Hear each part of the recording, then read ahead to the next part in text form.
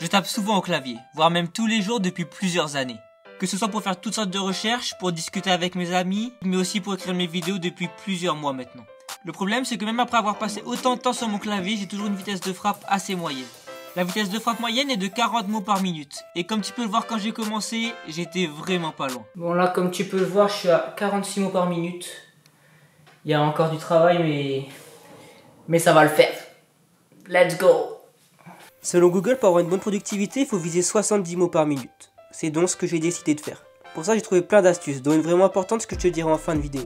Par contre, je dois t'avouer que je partais avec un avantage. Je savais déjà taper à 10 doigts. Quelques semaines, j'ai appris à taper à 10 doigts. Mais c'est pas encore trop ça, quoi. Je galère surtout avec mes index parce qu'ils ont 2 colonnes à recouvrir chacun. Et ça fait 2 fois plus de difficulté, quoi. Sur le clavier, chaque doigt a un emplacement précis et ne peut normalement toucher que la colonne qui lui correspond. Mais comme tu peux le voir sur ce schéma, l'index a 2 colonnes à couvrir. Et c'est ça qui m'a vraiment fait galérer. Oh là là là. Pour résoudre ce problème, j'ai décidé d'aller sur le site Typing Club. J'ai pu m'entraîner à taper des lettres précises jusqu'à ce que je me sente suffisamment à l'aise. Je te mettrai dans la description tous les sites qui m'ont permis de m'entraîner pour taper plus vite, donc n'hésite pas à aller jeter un coup d'œil. La chose suivante que j'ai dû régler, c'est ma posture. Pour être dans les meilleures conditions, il faut que tes pieds soient bien ancrés au sol, que tu te tiennes bien droit et que tes avant-bras soient à la verticale au-dessus de ton clavier. Sur les plans que tu as vus, j'étais sur une table et ma position était plutôt correcte. Le problème, c'est que la plupart du temps, je travaille ici et que je me mets chaque jour dans des positions plus catastrophiques que la veille. Je peux pas trop avoir une bonne posture ici, mais je suis obligé de m'entraîner là parce que dans le salon, je fais chier tout le monde. Et concrètement, je suis là la plupart du temps, donc je vais m'entraîner ici.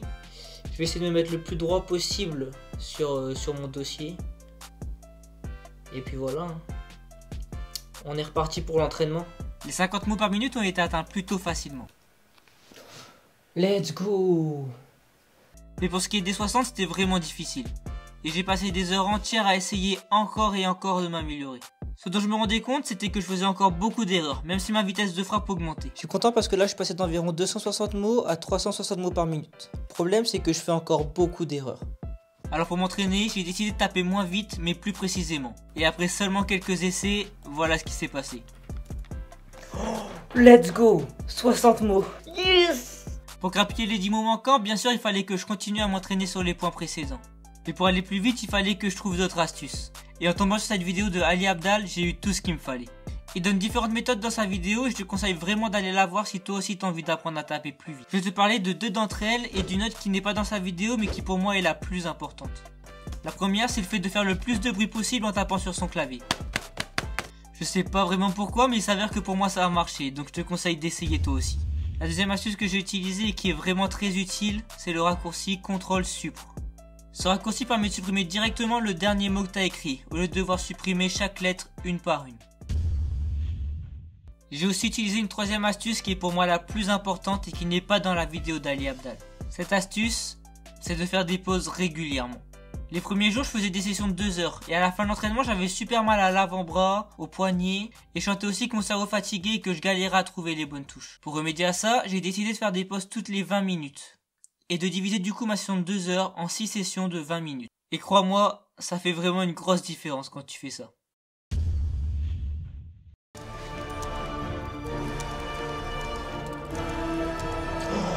Let's go! Enfin!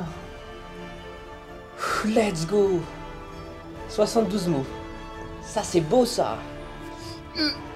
Ça m'a pris environ une quinzaine d'heures réparties sur un mois entier pour avoir ce niveau. Donc si tu t'y mets à fond, tu peux clairement y arriver beaucoup plus vite que moi. N'hésite pas à liker, partager, commenter et n'oublie pas que échouer c'est apprendre. Ciao!